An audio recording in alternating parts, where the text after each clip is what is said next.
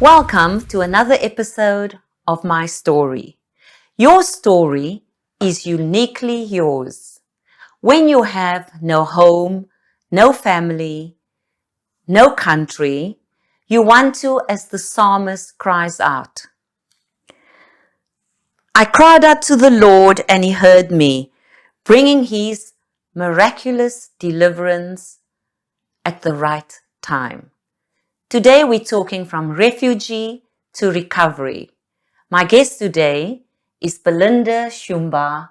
Belinda, I feel like I've known you all my life through family connections. Welcome to the set of my story. Sure. Thank you, Rhonda. Thank you for having me. What a wonderful privilege it is, and what a wonderful way of giving women an opportunity to tell their stories. I'm very happy to be here. Thank you. Belinda, now you've known love and loss. You're a single mom. Today you're a teacher. But it always hasn't been like that. You've had your struggles and your hardships.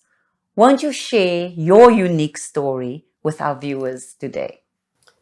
So, Rhonda, so my parents separated while I was still young, and immediately I kind of like started walking alongside my mother, helping to raise my siblings and run our family home back in Zimbabwe.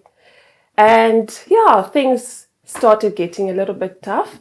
The economy wasn't going well. So yeah, things were very hard for my mom, for her to be the sole financial person in the house.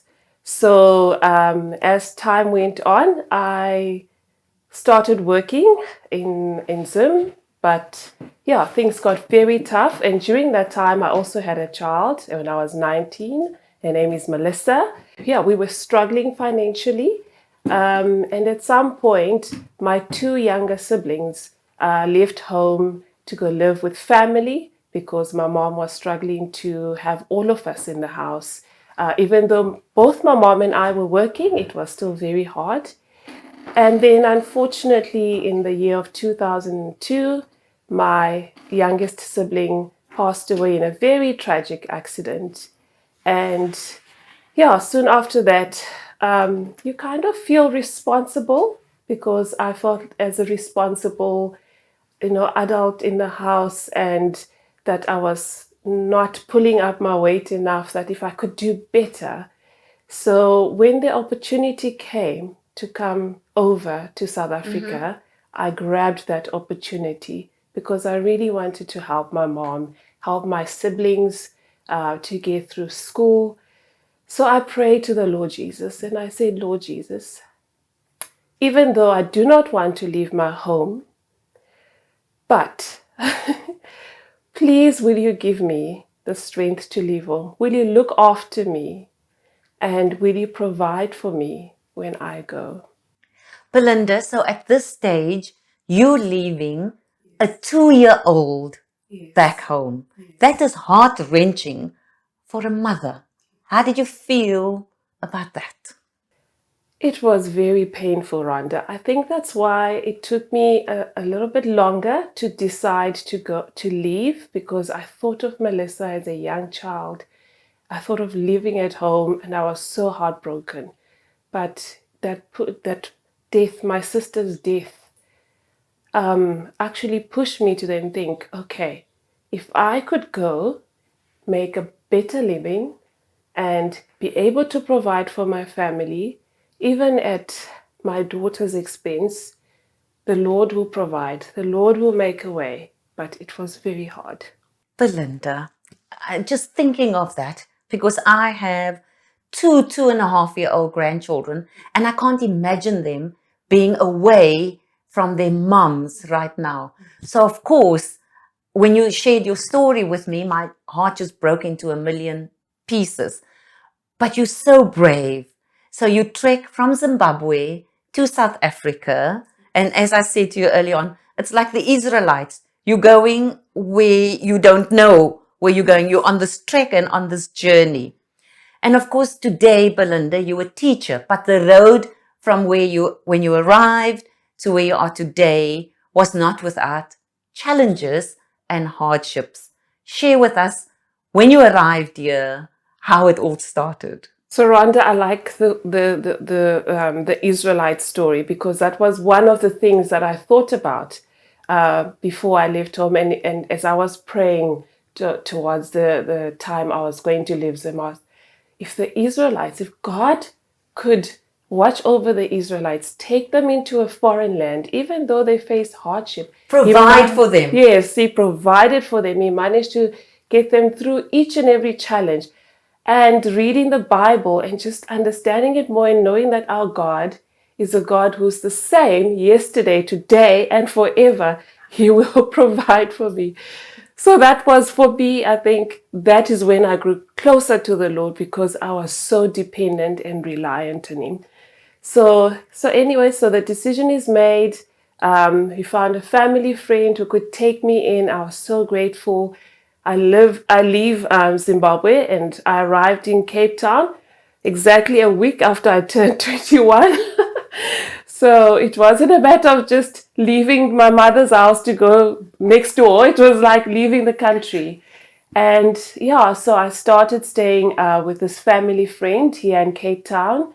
Started off as a domestic worker for about 6 months. Then found a job as a teacher at a play school and met many wonderful families. And I met one family that I've known ever since 2004, if I'm not mistaken. And so I started au pairing. So I would teach in the morning, au pair in the afternoon, and babysit in the evening. This just so I could help my mom and my siblings at home, because obviously things were not well. So fees for education was needed, food, and all those things. And for me, Rhonda, it was such a great pleasure to do that, because I knew this is God provision for me and my family. Yeah, and your daughter And is my special. daughter, yes. So I was very happy to do this, and I enjoyed doing it. It was strenuous, it was hard work, but it brought me pleasure, knowing that there is a greater purpose for what I'm doing. Belinda, what a sacrifice. I mean, you're sacrificing being away from your comfort zones, what you've known all your life, your country, your family, your mom, your siblings, the tragedy, then leaving your daughter, coming here and starting with humble beginnings and continue with your story. Then So what happened? as I continued in my work and my journey, and I continued to work for this family, they were part of a church community, which I ended up being a part of as well. And that is when I met a whole lot of wonderful people who, till this day, many years down the line, have become my community, what you call your village. And my tribe. Your My tribe. Your tribe. Yeah. That's right. Your tribe. I'm so sorry. Your tribe. So they have become my tribe. And I cannot actually think about life without them. And I know at the moment with COVID, having not seen many people, I know that I can pick up the phone and say to any of them, please, will you help me? Please, will you pray for me? And for me, that just brings me joy. And I'm so grateful to the Lord for that. So through this particular family, which is my family, that's how I got to meet you. And I know you used to house sit, especially when the family took holidays abroad. Yes. And that is how we got to know Belinda. And that's how we got to know Melissa. And I've seen Melissa grow from a toddler to where she is right now. But Melissa was then still at the time in Zimbabwe. So when did you get her to come to South Africa? So when I left, Melissa was just 2 and a bit years old. And then when she was about 6 years old, that's when she came to South Africa and Cape Town to start living with me. It hasn't been an easy journey, because obviously I missed the very important years of her life. We were very close when we were back home. We never used to separate. We used to go everywhere and do everything together. So yeah, but because of that separation within those 4 years that I wasn't there, yes, it has caused some strain in our relationship, and we are working on that. Wonderful. Yes. Because she's a teenager today. Yes. So that comes with the challenges of having teenagers. Yes. Not for long though, Auntie Rhonda. She will be 20 soon. So apparently she's not called a teenager anymore. Young adult. Young adult. Belinda, then you had the opportunity to study. Yes. So share with us briefly about that. So Rhonda, normally when you leave high school, some people know what they want to do, but I actually didn't know what I wanted to study.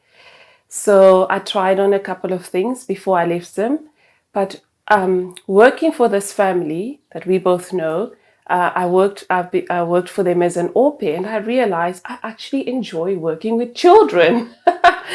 And yeah, so after a couple of years of working with the children, I then decided I actually want to study teaching.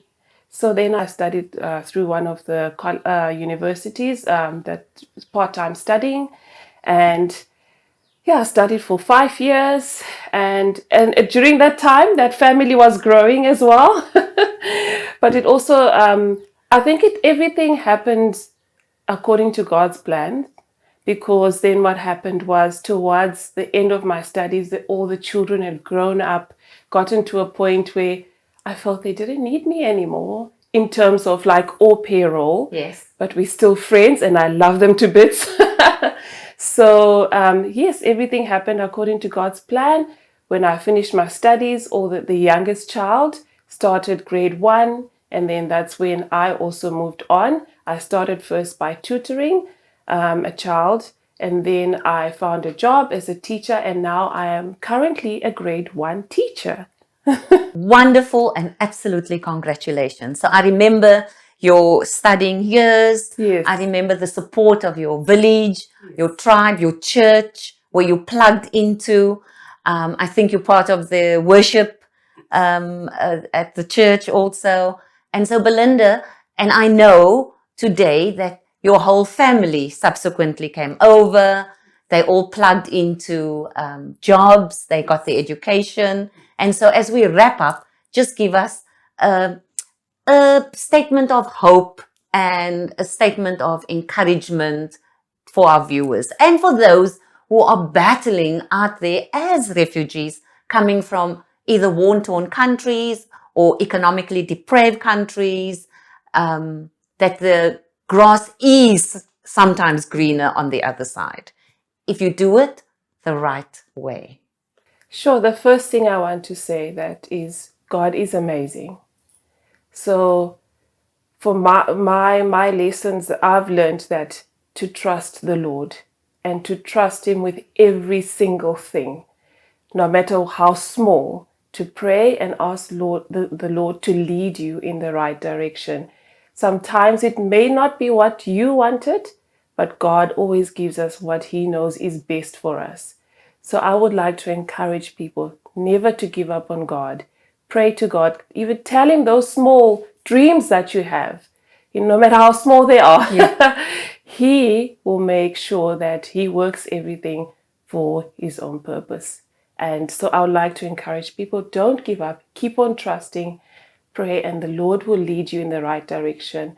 Also, in terms of plugging yourself in a good church, surrounding yourself with a lovely community of people who will support you, because as a single parent, I've learned that I cannot do life alone. I need everyone. Even to this day, my daughter's turning 20, I still need help. Belinda Shumba, thank you for sharing your story on the set today. Oh, thank you, Rhonda, for having me. If you enjoyed this episode, won't you please like, share, and subscribe? See you next time on the set of My Story.